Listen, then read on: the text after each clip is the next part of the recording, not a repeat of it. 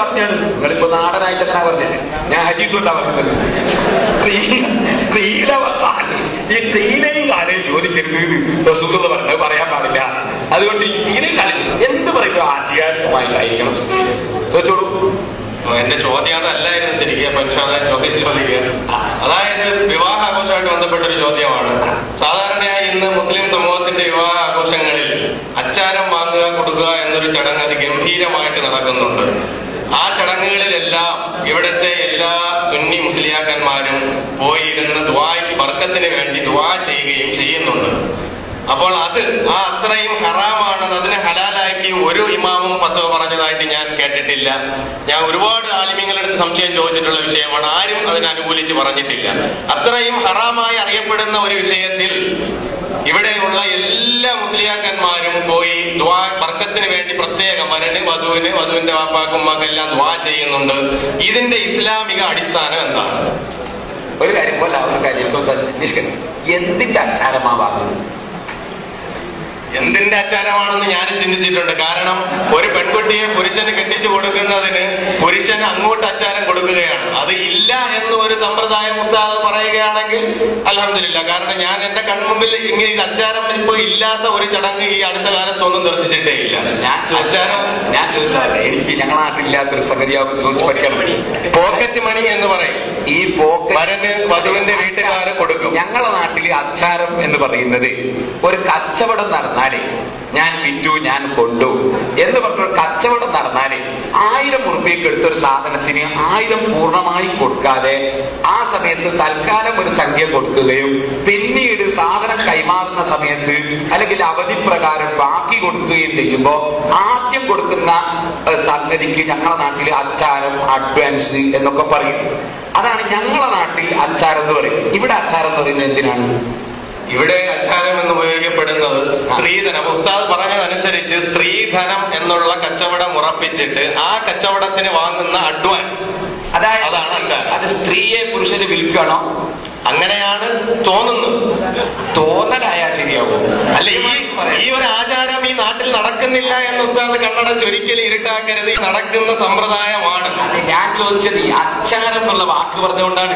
നിങ്ങൾ ആ വിഷയം പറഞ്ഞാൽ ഞാൻ മറുപടി പറഞ്ഞുതരാം. എനിക്ക് കുറച്ചുകൂടെ അറിയാവുന്നതാണ്. അച്ചാരം എന്ന് പറഞ്ഞാൽ ഈ കല്യാണം ഉറപ്പിച്ചതിന് ശേഷം എന്ന് ആ കല്യാണം നടത്താമെന്ന് കാരണവന്മാരും കൂടി എന്ന് തീരുമാനിക്കും. ഉദാഹരണത്തിന് മെയ് 30-ാം തീയതി അബൂബക്കർ ആയിഷാനെ നിക്കാഹ് ചെയ്യാൻ പോവാൻ.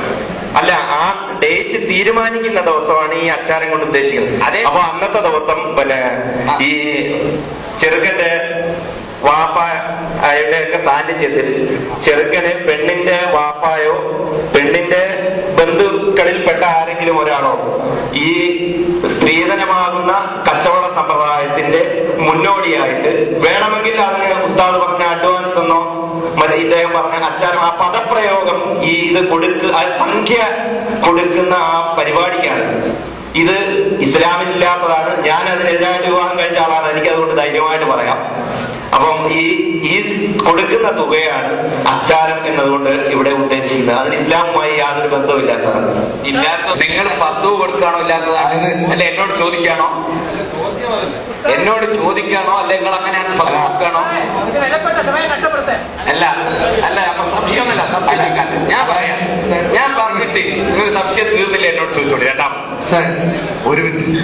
അതായത് ഇത് ഹലാലോ ഹറാമോ എന്നുള്ള ശൈലിയിലുള്ള ചോദ്യമാണ്. അത് യഥാർത്ഥത്തിൽ ആശയപരമായ സംബന്ധമായ ഒരു ചോദ്യമേ അല്ല. ചോദ്യകർത്താവിന് അങ്ങനെ തെറ്റിയും. പക്ഷെ ഇന്ന് സ്ത്രീധനം എന്ന പേരിൽ നടക്കുന്ന ഒരു ഈ ബലമേശൽ ചടങ്ങ്, ആ ചടങ്ങിന്റെ ആ തുകയിൽ നിന്ന് ഒരു ഭാഗം ആദ്യം കൊടുക്കുന്നതിനാണ് ഈ നാട്ടിൽ അച്ചാരം എന്ന് പറയുന്നത്. ആലപ്പുഴ ജില്ലയ്ക്ക് വടക്കോട്ട് ഈ പോക്കറ്റ് മണി എന്ന സമ്പ്രദായം ഇല്ല. അപ്പൊ ഈ പോക്കറ്റ് മണിയായി ഈ സ്ത്രീധനത്തിൽ നിന്ന് ആദ്യം കൊടുക്കുന്ന തുകയ്ക്ക് ആ തുകയുടെ ആ സദസ്സിൽ ആയിരിക്കും നിങ്ങൾ വേദനിക്കുന്നു. ഇത് ശരിയാണോ എന്നാണ് ഞാൻ ചോദിച്ചത്. വിഷയം മനസ്സിലായി. ഇനി വേഗം കഴിയും പരിപാടി. വിഷയം മനസ്സിലായാൽ ഇതേ പരിപാടി. സ്ത്രീധനം എന്ന് പറഞ്ഞാൽ ഞാൻ അതിനർത്ഥം മനസ്സിലാക്കുന്നത് പെണ്ണിന്റെ പണം എന്നാണ്. അല്ലേ? പെണ്ണിന്റെ പണം എന്ന് പറഞ്ഞൊരു പറമ്പും സാധനവും ഒക്കെ പെടാം. അതായത് സ്വർണം പെടാം, പലതും പെടാം. അല്ലെ? സ്ത്രീധനം.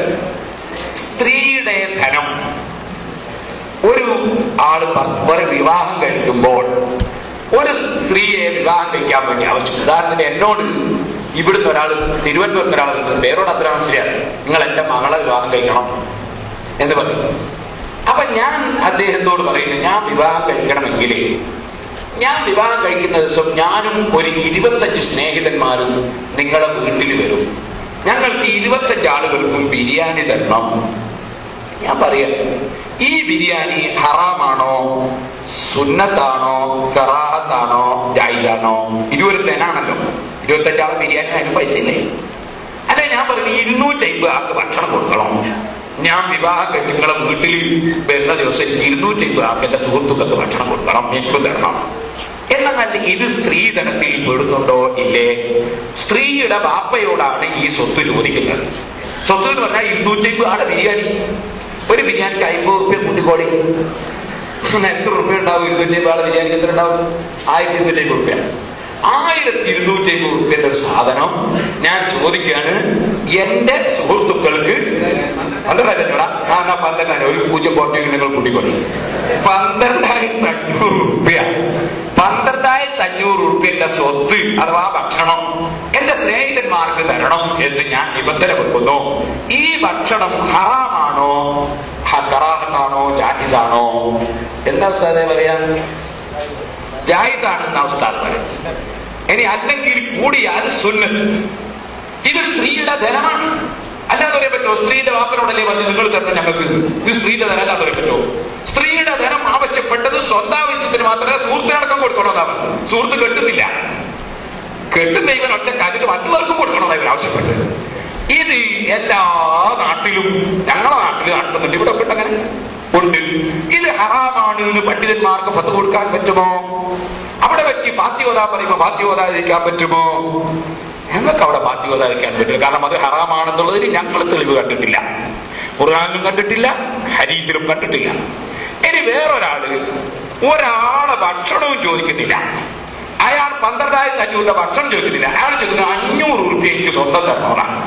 എന്റെ സുഹൃത്തുക്കൾക്ക് ഒരു ബിരിയാണി കൊടുക്കണം, ഞാൻ ഒറ്റക്ക് വരും, ആരും ഉണ്ടാവില്ല, പക്ഷെ എനിക്ക് 500 റുപ്യ തരണം. ഞങ്ങളെ മകളെ കെട്ടി നിങ്ങളെ വീട്ടിൽ വരണമെങ്കിൽ 500 റുപ്യ തരണം. അതിന് 100 റുപ്യ ഇന്ന് തന്നെ തരുന്നെങ്കിലേ എനിക്ക് ആഗ്രഹിച്ചിട്ടുള്ളൂ. 400 അന്ന് തന്നാ മതി. അയാൾ പറയും ഇത് ഹറാം എന്ന് പറയുമ്പോൾ സാറേ ഹറാമില്ല, അപ്പൊ അതിനും വകുപ്പില്ല. ഇനിയിപ്പൊ ഏതാണ് ഹറാമാണ് എന്ന് വിരിച്ചത്? ഹറാമാണ് എന്ന് വിരിച്ചാ പോരാ. ഒരു കാര്യം ഹറാമാണെന്ന് പറയണമെങ്കിൽ വ്യക്തമായ തെളിവ് സുന്നികളായ നമ്മക്കാവുമ്പോ ഇമാമിങ്ങളെ കിതാബിൽ കാണണം. മുജാഹിദും ജമാഅത്ത് ഇസ്ലാമി ആവുമ്പോൾ ഇമാമികളൊന്നും പറ്റൂല, ഖുർആനിൽ കാണണം, അല്ലെങ്കിൽ ഹദീസിൽ കാണണം. അപ്പൊ ഖുർആനിലോ ഹദീസിലോ ഇതിനെ വിരോധിക്കുന്ന ഒരു ആയത്തുണ്ടോ, ഒരു ഹദീസ് ഉണ്ടോ? അല്ല ഇമാമിങ്ങളെ കിതാബിൽ അങ്ങനെ പറഞ്ഞിട്ടുണ്ടോ? ഇത് മൂന്നും ഇല്ലെങ്കിൽ ഹറാമാണ് എന്ന് ഞാൻ എങ്ങനെ ഫത്വ തരും? എനിക്കത് തരാൻ വകുപ്പില്ല, ഞാനത് പറയാൻ തയ്യാറുമല്ല. നല്ല ചോദ്യം, അത് നല്ല ചോദ്യം. അല്ലാഹു തആല നമ്മളോട് പറഞ്ഞു, നിങ്ങൾ മറ്റൊരാളെ സ്വത്ത് പൊരുത്തമില്ലാത്ത നിലക്ക് വാങ്ങിയാലും പിടിച്ചെടുത്താലും ഹറാമാണ്. പൊരുത്തപ്പെട്ട ഒരാൾ എന്തു തന്നാലും അനുവദനീയമാണ്. അല്ല ഇത് ഹക്കാണ്, പറയുന്നത് ദീനാണ്. ആഖിറത്തിൽ വെച്ച് അല്ലാഹു ചോദ്യം ചെയ്യുന്ന എനിക്ക് ഒറ്റ വിശ്വാസം, ഈ നാവ് തന്ന അല്ലാഹു ചോദ്യം ചെയ്യും ഉറപ്പുണ്ട്. അപ്പൊ പൊരുത്തപ്പെട്ടുകൊണ്ട് ഒരാള് ഒരു സാധനം തരികയാണെങ്കിൽ അത് ഹറാമാണ് എന്ന് ഖുർആനിലും ഹദീസിലും ഒരു സ്ഥലത്തും ഇല്ല. പൊരുത്തപ്പെടാത്ത നിലക്കൊരു സാധനം പിടിച്ചെടുക്കുകയാണെങ്കിൽ, അതുപോലെ തന്നെ മറ്റ് പൊരുത്തപ്പെടാത്ത വഴിയിലൂടെ എടുക്കുകയാണെങ്കിൽ, കട്ടെടുക്കുകയാണെങ്കിൽ, അങ്ങനെയൊക്കെ ആണെങ്കിൽ അത് ഹറാമാണ് താൻ. അപ്പൊ പൊരുത്തപ്പെട്ടുകൊണ്ട് തരും എന്ന പ്രതീക്ഷയിൽ ഒരാൾ ചോദിക്കുകയും പൊരുത്തപ്പെട്ടുകൊണ്ട് ഒരാൾ കൊടുക്കുകയും ആണെങ്കിൽ അതിന്റെ അക്ഷരവും ഹറാമല്ല, മുഴുവനും ഹറാമല്ല, ഒറ്റയും ഹറാമല്ല.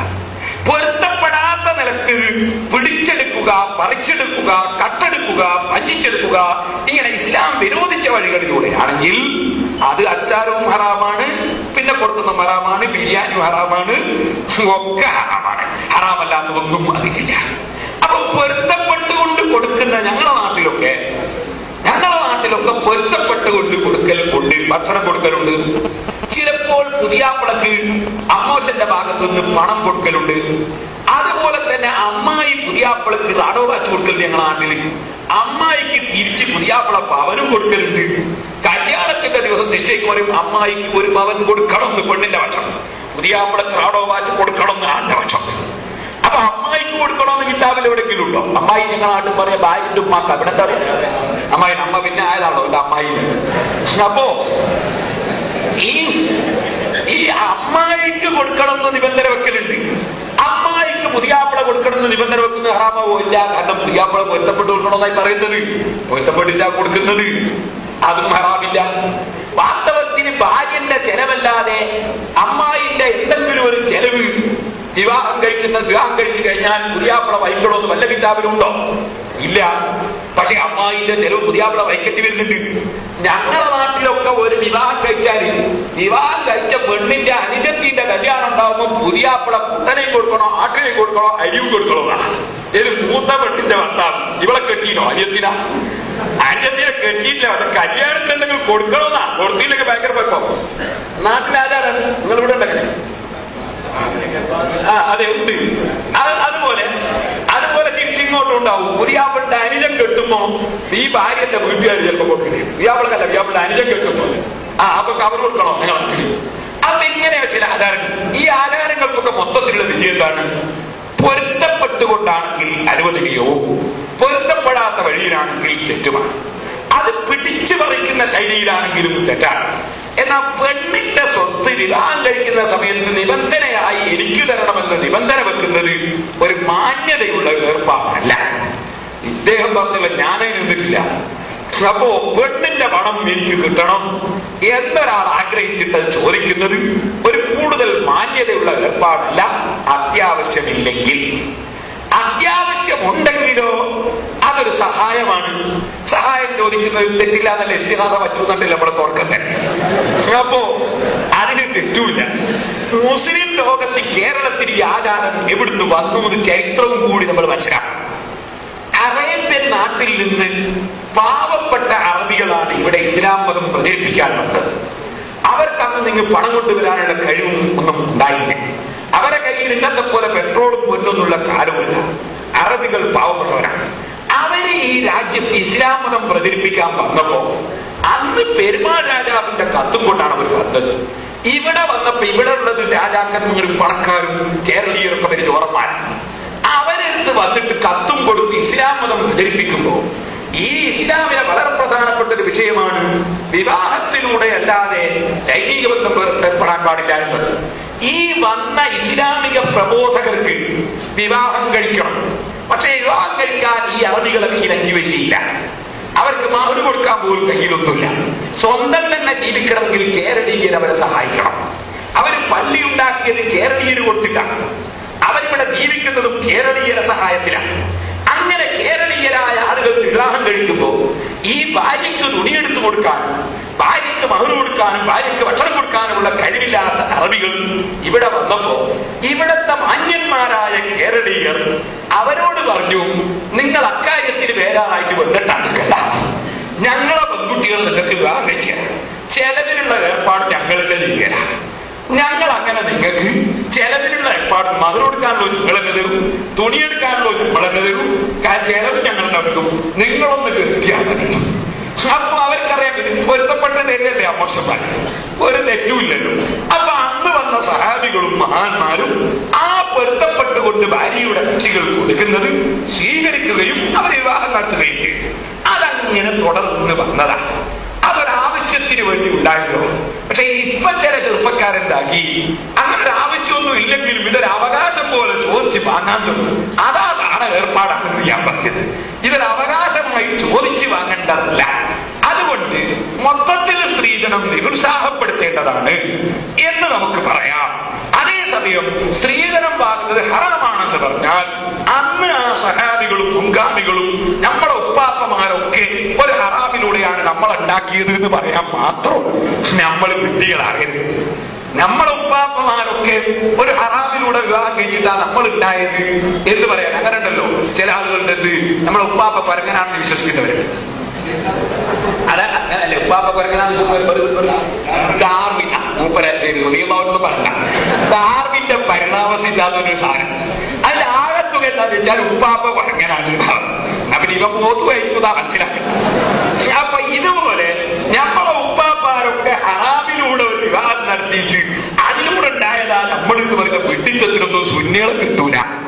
അത് നേരത്തെ പറഞ്ഞ പോലത്തെ കുറെ വിവരമില്ലാത്തവരുണ്ടാവും, അവരത് പറഞ്ഞ് തന്നുകൊള്ളട്ടെ. അതേസമയം അത് ഉപ്പാപ്പ മുശ്രിക്കാണെന്നൊക്കെ പറയുന്നവർക്ക് അത് പറയുന്നപ്പുറം പറയാം, നമുക്കത് വിഷയമല്ല. നമ്മളെ സംബന്ധിച്ചിടത്തോളം മതത്തിന്റെ നിയമം പറയുമ്പോ തെളിവിന്റെ അടിസ്ഥാനത്തിലേ പറയാൻ പറ്റൂ എന്നതാണ് വിഷയം. ബഹുമാനപ്പെട്ട നബി സല്ലല്ലാഹു അലൈഹി വസല്ലം പറഞ്ഞു, തുൻകഹുൽ മർഅതു ലിമാലിഹാ, പെണ്ണിന് ധനം ഉള്ളതിന് വേണ്ടി അവളെ വിവാഹം കഴിക്കപ്പെടൽ ഉണ്ട്. പെണ്ണിന് ധനം ഉള്ളതിന് വേണ്ടി അവളെ വിവാഹം കഴിക്കപ്പെടൽ ഉണ്ട്.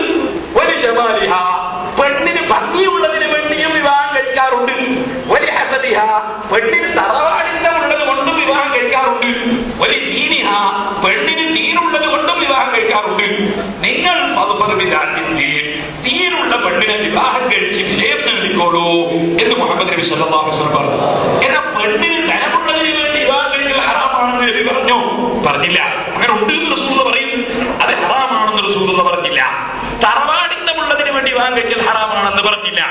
അതുപോലെ തന്നെ ഭംഗിയുള്ളതിന് വേണ്ടി വിവാഹം കഴിക്കൽ ഹറാമാണെന്ന് പറഞ്ഞില്ല.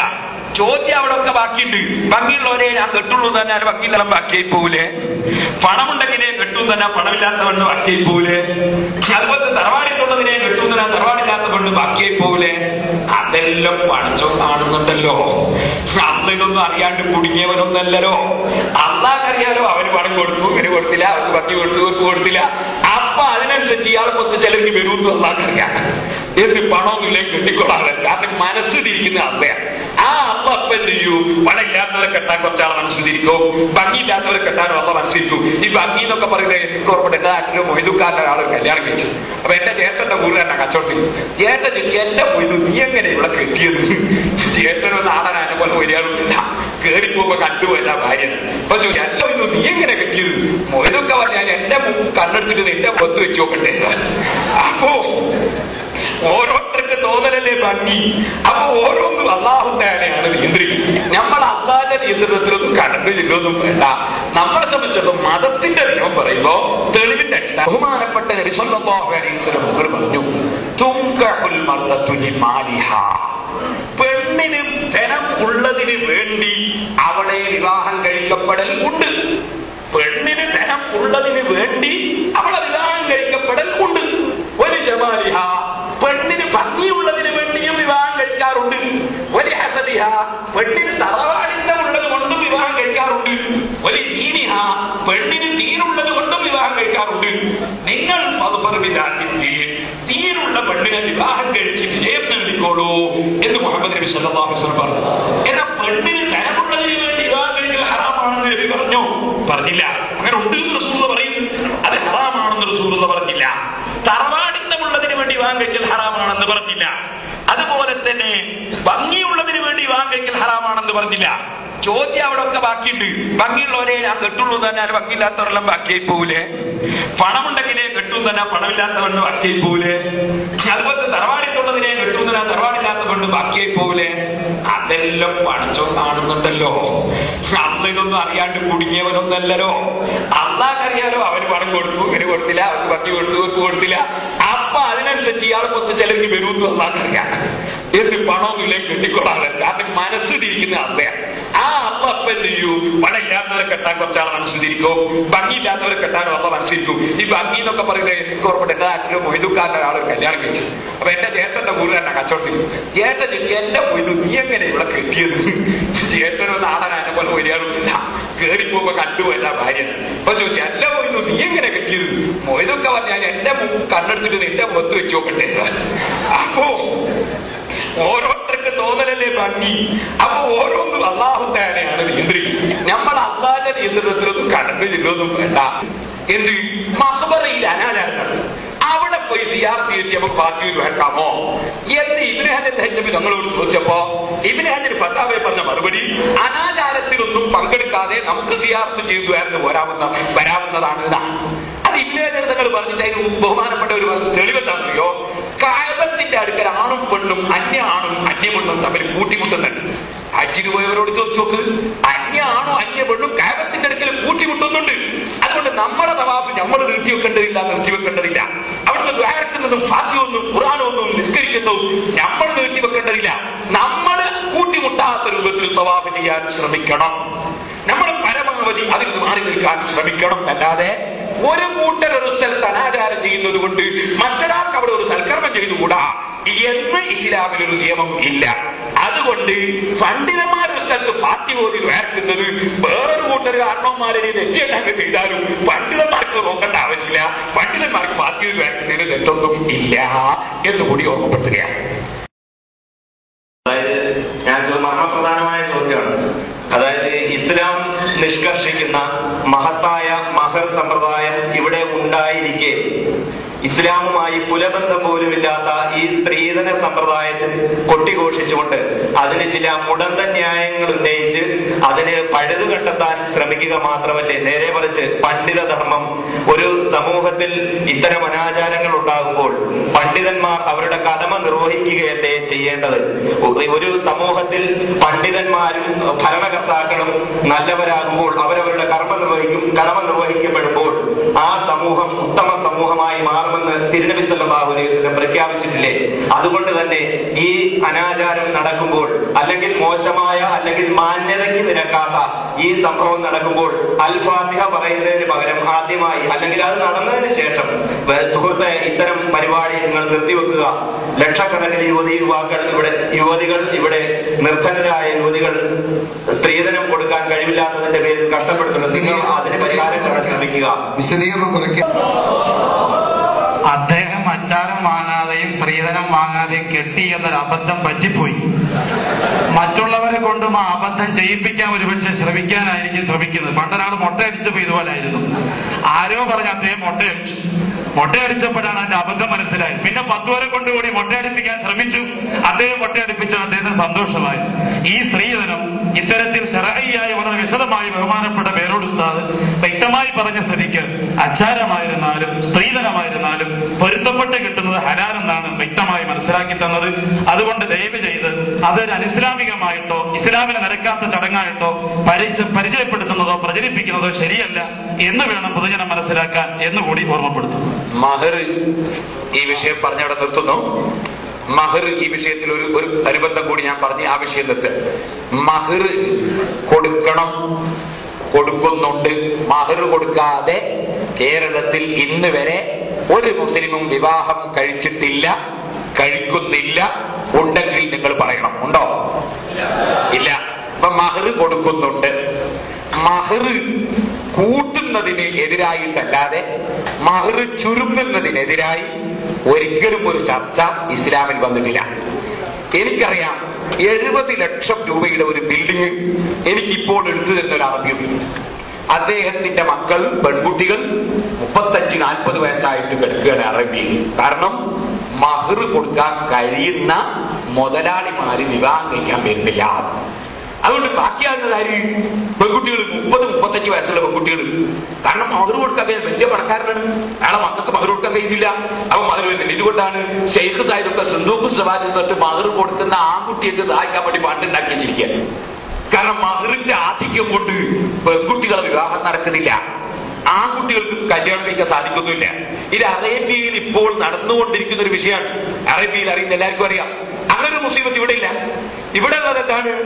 ഇവിടെ ഉള്ളത് ചിലപ്പോ ചില സ്ത്രീ ഒരു മുതലാളിയുടെ വിവാഹം എനിക്ക് പുതിയാപ്പിടയായി കിട്ടണമെന്ന് തൊഴിൽ പാവപ്പെട്ടവൻ വിചാരിക്കാം. അപ്പോ പൈസ ഇല്ലാത്തതുകൊണ്ട് മുതലാളിനെ കിട്ടുന്നില്ല, അവിടെ കിട്ടും. അപ്പൊ മുതലാളിനെ കിട്ടണമെന്നും പാവപ്പെട്ടവൻ വിചാരിക്കുന്ന വകയിലുള്ള ഒരു മുസീബത്ത് അവിടെ ഉള്ളത്. പാവപ്പെട്ടവൻ അങ്ങനത്തെ ആളെ വിചാരിക്കേണ്ട, പാവപ്പെട്ടവനെ എടുക്കണമെന്ന് വിചാരിക്കണം. മുതലാളിമാരെ വിവാഹം കഴിച്ചോട്ടെ, പാവപ്പെട്ടവർ വിവാഹം കഴിച്ചുകൊള്ളട്ടെ. അതേ സമയത്ത് ഇതൊരു നല്ല കാര്യമാണെന്ന് നിങ്ങളൊക്കെ സ്ത്രീധനം വാങ്ങണം എന്ന് നമ്മൾ പറയുന്നില്ല. സ്ത്രീധനം വാങ്ങാത്തത് കൊണ്ട് ഒരാൾ നമ്മുടെ കുറ്റവും പറയുന്നില്ല. അതേസമയം സ്ത്രീധനം വാങ്ങിയവരൊക്കെ ഇസ്ലാമിനെതിരാണെന്ന് പറയുമ്പോ വാങ്ങാത്ത അബദ്ധത്തിൽ പെട്ടുപോയതാണോ എന്നാണ് നമ്മള് നേരത്തെ ഇവിടെ പറഞ്ഞതിന്റെ അർത്ഥം. പിന്നെ ഒരാൾ ഞാൻ വിവാഹത്തിന്റെ സമയത്ത് ഞാൻ വാങ്ങിയിട്ടില്ല എന്ന് പറയുന്നുണ്ടല്ലോ, അങ്ങനെ പറയാനും പാടില്ല. അപ്പൊ നമ്മൾ എടുത്ത അമല് പൊളിഞ്ഞുപോയി. ഇനി യാതൊന്നും തന്നെ ഒരു സംഗതി ലോകമാന്യം എന്നതിന് പറയാം. നമ്മളൊരു സൽക്കർമ്മം ചെയ്തിട്ട് പിന്നെ ഒട്ടാകെ പുറത്തു വരാൻ പാടില്ല. അത് അള്ളാഹുവും നമ്മളും തമ്മിലുള്ള ഒരു വിഷയമാണ്, പടച്ചവന് വേണ്ടി ചെയ്തൊരു കാര്യം. അത് പിന്നെ ഇങ്ങനെ ഞാൻ 2 അഞ്ചിന് വഹിക്കുന്നു, ഞാൻ 3 അഞ്ചിന് വഹിക്കുന്നു എന്ന് പറയരുത്. അങ്ങനെ പറഞ്ഞാൽ ചെയ്ത അമല് പൊളിഞ്ഞു പോകും. നമ്മുടെ സദസ്സിൽ വരുന്നവർക്ക് നന്നാകില്ലേ നമുക്ക് വേണ്ടത്. അതുകൊണ്ട് ഞാൻ പറയാം, ചെയ്ത അമല് അത്തരം അമലുകൾ വിളിച്ചു പറയരുത്. അത് വിളിച്ചു പറഞ്ഞാൽ അതുകൊണ്ട് ഗുണത്തിലേറെ ദോഷം സംഭവിക്കുന്നത്. ആ കത്ത് എന്റെ അടുത്തുള്ളത് അവർക്ക് തിരിച്ചു സഹോദരന്മാരെ. അപ്പൊ സ്ത്രീധനത്തെ നമ്മൾ പ്രോത്സാഹിപ്പിക്കണം. അതേസമയത്ത് ഖുർആനെതിരെ നമ്മൾ മസ്കരി പറയണ്ട. ഖുർആനിൽ അള്ളാഹു പറഞ്ഞാലും ആ സ്ത്രീകൾ നിങ്ങൾക്ക് നല്ല സന്തോഷത്തോടെ വല്ലതും തന്നാൽ, വല്ലതും നിങ്ങൾക്ക് സന്തോഷത്തോടെ തന്നാൽ അത് സന്തോഷത്തോടെ വാങ്ങി നിങ്ങൾ കഴിച്ചോളൂ, ഉപയോഗിച്ചോളൂ. ഇത് ഖുർആനിൽ അല്ലാഹു പറഞ്ഞതാണ്. ഖുർആനിൽ സന്തോഷത്തോടെ സ്ത്രീയുടെ ഭാഗത്ത് നിന്ന് വല്ലതും തന്നാൽ വാങ്ങിക്കോളൂ എന്ന് ഖുർആൻ പറയുമ്പോ അത് വാങ്ങൽ ഹറാമാണ് എന്നൊരു മസ്അല പറയണമെങ്കിൽ ക്രിസ്ത്യാനികളുടെ പാതിരിമാരെ പോലെ സ്വന്തം മതമുണ്ടാക്കാൻ അധികാരമുണ്ടെന്ന് വിശ്വസിക്കുന്ന പുരോഹിത വർഗത്തിനെ കഴിയും. അതുകൊണ്ടാണ് ഞങ്ങൾ അതിന്റെ നിയമം ഇതാണ്. പക്ഷേ സമൂഹത്തിൽ അതുകൊണ്ട് പ്രയാസങ്ങളും പ്രശ്നങ്ങളും സാധുക്കൾ അനുഭവിക്കുന്നുണ്ട്. അതുകൊണ്ട് നിങ്ങൾ അത് വാങ്ങൽ ഒരു നല്ല കർമ്മമാണ്, പുണ്യകർമ്മമാണെന്നും വിചാരിച്ചിട്ട് അതിനുവേണ്ടി തുനിയാതെ പാവപ്പെട്ട ആളുകളെ വിവാഹം കഴിക്കുമ്പോ പാവപ്പെട്ടവർ അവര് ചോദിക്കരുത്. എന്ത് ചോദിക്കരുത്? സ്ത്രീധനം ചോദിക്കരുത്. ഇനി ഞാൻ ഒന്നുകൂടി പറയാം, പണക്കാരായ ആളുകൾ പാവപ്പെട്ട കുടുംബത്തിൽ വിവാഹം കഴിക്കുന്നതിനോട് എനിക്ക് യോജിപ്പില്ല. എന്റെ കാര്യം ഞാൻ പറയണത്, വലിയൊരു കോടീശ്വരം പോയിട്ട് ഒരു ചെറ്റപ്പറയുന്ന വിവാഹം കഴിച്ചാൽ ആ കുടുംബത്തിൽ ഒരു കാലത്ത് സമാധാനം ഉണ്ടാവില്ല. കാരണം എന്തുകൊണ്ട്? ഇദ്ദേഹത്തിന്റെ കുടുംബത്തെ ഈ കവർ ചെയ്ത് പോകാൻ ഈ കുടുംബത്തിന് കഴിയില്ല. അപ്പൊ എപ്പോ നോക്കിയാലും ഇവരെ കുടുംബങ്ങൾ തമ്മിൽ എന്നും പ്രശ്നങ്ങളായിരിക്കും. അപ്പൊ പണക്കാര് വിവാഹം കഴിക്കേണ്ടത് പണക്കാരെ മക്കളെ തന്നെയാണ്, സാധുക്കൾ വിവാഹം കഴിക്കേണ്ടത് സാധുക്കളെ മക്കളെയാണ്. സാധുക്കൾ പണക്കാരെ കെട്ടിയാലും അങ്ങനെ തന്നെയാണ്. സാധുക്കൾ പണക്കാരെ വിവാഹം കഴിച്ചാലും കുടുംബങ്ങൾ തമ്മിൽ ഒത്തുചേർന്ന് പോകില്ല. കാരണം ജ്യേഷ്ഠൻ കെട്ടി ഭയങ്കര ഒരു പണക്കാരെത്തിയായി, ഇവൻ കെട്ടിയത് വളരെ പാവപ്പെട്ട ചേട്ടപ്പര്. ഇത് രണ്ടും കൂടി വരുന്ന ഒരു വീട്ടിൽ. അപ്പൊ എന്തായി? ആ വീട്ടിൽ നിന്ന് എപ്പോഴും ഈ ജ്യേഷ്ഠത്തിന്റെ ഭാര്യയും അച്ഛന്റെ ഭാര്യയും തമ്മിൽ ഇങ്ങനെ, ഇവള് ഒരു ഹുങ്കിലായിരിക്കും, അവര് പണക്കാരിയാണ്, ഇവളൊന്നിനും കൊള്ളാത്തുള്ളാണ്. ഉമ്മാക്കൂട്ടാവും ധാരണ. മറ്റേ കുടുംബത്തിലൊന്നും പ്രശ്നങ്ങൾ ഉണ്ടാവും. 100 അനുഭവങ്ങളിലുള്ളോടെ പറയും. ഞാൻ ഈ സിറാജുലുദ്ദീന്റെ വലിയ പ്രവർത്തകനായതുകൊണ്ട് പലരും നേർച്ചയും പ്രശ്നങ്ങളും പറയും. ഞാനൊരു ചികിത്സയുണ്ടാവുന്നല്ല. അപ്പൊ അവർ പറയുന്ന 100 പ്രശ്നങ്ങൾ കേട്ട് മനസ്സിലാക്കിയിട്ടാണ് പറയുന്നത്. ഇതുകൊണ്ട് പല പ്രശ്നങ്ങളും സമൂഹത്തിലുണ്ടാകും. അതുകൊണ്ട് പാവപ്പെട്ടവരുടെ വിവാഹത്തിന് സഹായങ്ങൾ സംഘടിപ്പിക്കുക പരമാവധി. SSFും SOക്കെ ചെയ്യുന്നതാ. 50ാം വാർഷികത്തിന് 50 പെൺകുട്ടികളെ കല്യാണം, 40ാം വാർഷികത്തിന് 40 പെൺകുട്ടികളെ കല്യാണം, സിറാജുലുദ്ദീന്റെ 10ാം വാർഷികത്തിന് 20 പെൺകുട്ടികളെ കല്യാണം. ഇങ്ങനെയാണ് ഞങ്ങളെ പ്രവർത്തന ശൈലി. അപ്പൊ എന്തായി? പാവപ്പെട്ടവർക്ക് അവരോട് അനുയോജ്യമായ കുടുംബത്തിൽ ജീവിക്കുമ്പോ മനസ്സമാധാനം. പണക്കാർക്ക് പണക്കാരുമായി ഇപ്പോ സമാധാനം ഉണ്ടാവും. നേരെ നിങ്ങൾ ആലോചിച്ച് നോക്ക്, ഭയങ്കര മർച്ചഡീസ് വണ്ടിയിൽ മുതലാളി വരികയാണ്. വണ്ടി നിർത്താൻ സ്ഥലമുണ്ടോ ഭാര്യ വീട്ടിൽ? ഇല്ല. പിന്നെ വണ്ടി അങ്ങ് പോവോ? ഇല്ല. ഇയാളെ ബിസിനസ് നിർത്തിയിട്ട് ഇയാൾ മർച്ചഡീസ് വണ്ടി ഒന്ന് വെച്ച് നിന്ന് മിനിറ്റിന് ലക്ഷക്കണക്കിന് ബിസിനസ് നാളായി ഇയാള് നിങ്ങളുടെ ആലോചിച്ച് MK യൂസഫ് അലി സാഹിബ് ഒരു ചെറ്റപ്പറയുന്ന കല്യാണം വെച്ച് നിൽക്കുക. പിന്നെ അയാൾക്ക് ബുദ്ധിമുട്ട് എത്രയാണ്? അല്ലെ പിന്നെ എന്ത് ചെയ്യണം? ഒട്ടാകെ ഇത് ആ രൂപത്തിലാക്കി മാറ്റാൻ വേണ്ടി ശ്രമിച്ച ഇയാളെ ബിസിനസ് നിർത്തി മറ്റേ രീതിക്കന്നെയാണ്. അപ്പൊ ഓരോരുത്തരോട് അനുയോജ്യമായ വിവാഹം കഴിക്കാം, എന്നിട്ട് പാവപ്പെട്ടവരെ സംരക്ഷിക്കാൻ സഹായിക്കാം. ഇതാണ് ശാസ്ത്രീയമായ മാർഗം. നമ്മൾ ഫത്വകളൊന്നും ഖുർആനെതിരായിട്ട് ഫത്വയൊന്നും കൊടുക്കണ്ട. നമ്മൾ ഇസ്ലാമിൽ നമ്മളെ വകയിൽ മതത്തിന് നിയമമുണ്ടാക്കി പറയാൻ നിവൃത്തിയില്ല. ഇതുകൊണ്ടാണ് നമ്മൾ ഹറാമാണെന്ന് പറയാൻ മടിക്കുന്നത്. അതേസമയത്ത് നിരുത്സാഹപ്പെടുത്തുകയില്ലാതെ പ്രോത്സാഹിപ്പിക്കണം എന്ന് നമ്മൾ ഒരിക്കലും പറയുന്നില്ല. അസ്സലാമു അലൈക്കും. എന്റെ ചോദ്യം ആലുവ ത്വരീഖത്തിനെ സംബന്ധിച്ചാണ്. ഒരു വിഭാഗം പണ്ഡിതന്മാർ ഈ ത്വരീഖത്തിനെ കള്ളത്വരീഖത്ത് എന്ന്